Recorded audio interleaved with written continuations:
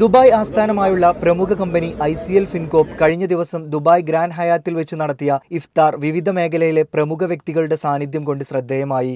ICL Fincorp ചെയർമാനും managing ഡയറക്ടറും Latin American Caribbean രാജ്യങ്ങളുടെ ഗുഡ്വിൽ അംബാസഡറുമായ അഡ്വക്കേറ്റ് KG അനിൽകുമാർ, ICL ഗ്രൂപ്പിന്റെ ഹോൾ ടൈം ഡയറക്ടറായ ഉമ അനിൽകുമാർ, ICL ഗ്രൂപ്പിന്റെ ഇന്റർനാഷണൽ ഓപ്പറേഷൻസിന്റെ ഡയറക്ടർ അമൽജിത്ത് A മേനോൻ എന്നിവരുടെ നേതൃത്വത്തിലാണ് ഇഫ്താർ ഒരുങ്ങിയത്. UAE ബിസിനസ്, ട്രേഡ്, കലാ, സാംസ്കാരിക, മാധ്യമ മേഖലകളിലെ പ്രമുഖരും ഇഫ്താറിൽ സംബന്ധിച്ചു. നിരവധി അറബ് പ്രമുഖരും ഇഫ്താറിൽ പങ്കെടുത്തു. ഗ്രാൻഡ് ഹയാത്തിന്റെ വിഭവസമൃദ്ധമായ 100-ലധികം ഇനങ്ങൾ ഉൾപ്പെട്ട ബുഫയാണ് അതിഥികൾക്ക് വേണ്ടി ICL ഗ്രൂപ്പ് ഒരുക്കി നൽകിയത്. സൗഹാർദ്ദത്തിന്റെയും സഹവർത്തിത്വത്തിന്റെയും സഹിഷ്ണുതയുടെയും ശീലം കുട്ടിക്കാലം മുതൽ മലയാളി സമൂഹമെന്ന രൂപത്തിൽ തങ്ങളിൽ ഉണ്ടായിരുന്നെന്നും കാലം കഴിയുന്തോറും ആ സൗഹാർദ്ദ അന്തരീക്ഷം ആഗോള മെട്രോ നഗരങ്ങളിലും ശക്തമായി തുടരുകയാണെന്നും അഡ്വക്കേറ്റ് KG അനിൽകുമാർ തന്റെ ആമുഖ സന്ദേശത്തിൽ വ്യക്തമാക്കി.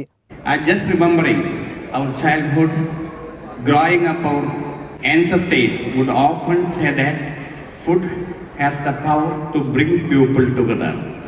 They had told me that even in the midst of disagreements, we should even fight in front of food. Instead, we should gather around, break bread, share meals in peace. I welcome you all once again to this iftar meal. Thank you and Ramadan Mubarak. Thank you to all.